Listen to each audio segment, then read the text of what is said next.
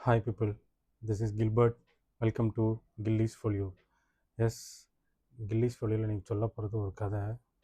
S இந்த கதை என்னென்னா, ஒரு ஊரில் ஒரு நல்லவன் வாழ்ந்துட்டுருக்கான்.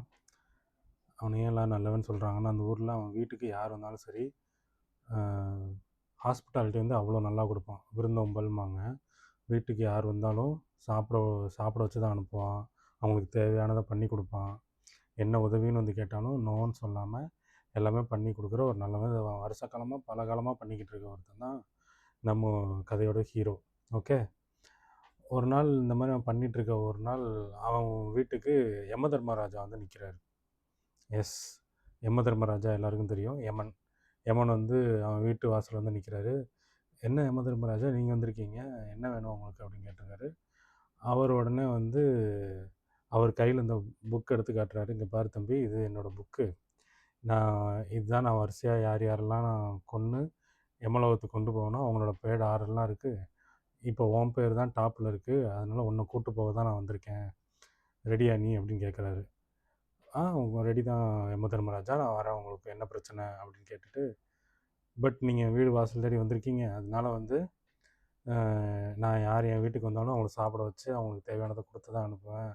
அதனால் வந்து நீங்கள் எனக்காக என் வீட்டை வந்து உணவு வருதுங்க அப்படின்னு அவரை கூப்பிட்டு அவருக்கு சாப்பாடு கொடுக்குறான். ஓகே, அவரும் நல்லா வயிறார அவன் கொடுக்குறது எல்லாத்தையும் சாப்பிட்டு விதவிதமாக சமைச்சு வழக்கத்துக்கு மாறாகவே நல்லா அந்த யம தர்மராஜாவுக்கு வந்து நல்லா சமைச்சு போட்டு நல்லா கவனிச்சுக்கிறான். கவனித்தது மட்டும் இல்லாமல், நல்லா சாப்பிட்டீங்க, கொஞ்ச நேரம் நல்லா தூங்குங்க அப்படின்னு சொல்லிட்டு யம தர்மராஜா தூங்கவும் வச்சுட்டான். தூங்க வச்சு அவர் நல்லா மெத்தை இதெல்லாம் போட்டு தலைவாணி நல்லா காத்தோட்டமாக எல்லாம் செட் பண்ணி விட்டு அவரை சுகமாக பார்த்துக்கிறான். அவர் கொண்டு வந்த புக்கை பக்கத்தில் வச்சு அவர் படுத்திருக்காரு. இவன் வந்து அவரை பார்த்து விசிறி விட்டு இல்லாமல் நல்லா பார்த்துட்டு உட்காந்துருக்கான். கொஞ்ச நேரம் கழித்து அவனுக்கு அந்த புக்கை பார்க்க பார்க்க அவனுக்கு வந்து, சரி அவர் தூங்கிட்டாரு, நம்ம பேர் இப்போ அந்த புக்கில் டாப்பில் இருக்குது, நம்ம ஏன் நம்ம பேரை தூக்கி கடைசியில் எழுதிடக்கூடாது, எழுதிட்டா நம்ம உடனே நான் சாக மாட்டோம், கடைசியாக சாவோம் அப்படின்ட்டு அவன் என்ன பண்ணுறான், அவர் புக்கை எடுத்து மேலே இருக்க அவன் பேர் எடுத்து கீழே கடைசியாக எழுதி வச்சிடறான். அந்த பக்கத்தோட கடைசியில் எழுதி வச்சிடறான். எழுதி வச்சுட்டு இவனும் போய் படுத்து தூங்கிடுறான். மறுநாள் காலையில் யம தர்மராஜா எந்திரிக்கிறாரு. எந்திரிச்சிட்டு உட்காந்து யோசிக்கிறாரு. இவனை பற்றி யோசிக்கிறாரு. என்னடா இவ்வளோ காலம் நல்லவனாக இருந்தது மட்டும் இல்லாமல், நான் அவனை சாவடித்து கூட்டு போகிறேன்னு தெரிஞ்சு நம்மளையும் உட்கார வச்சு சாப்பாடு போட்டு நல்லா கவனித்து படுக்க வச்சு சுகமாக பார்த்துருந்துருக்கான். இவனை நம்ம கொலை மனசே இல்லையே, என்ன பண்ணலான்னு யோசிச்சுட்டு இவர் என்ன யோசிக்கிறாருன்னா, சரி ஓகே, நம்ம ஏன் மேலேருந்து கொல்லணும், பேசாமல் நம்ம கடைசிலேருந்து கொலை பண்ண போவோம். உடனே அப்படின்னா இவனை உடனே நம்ம யமலோகத்துக்கு கூட்டு போகணுன்னு அவசியம் இல்லை.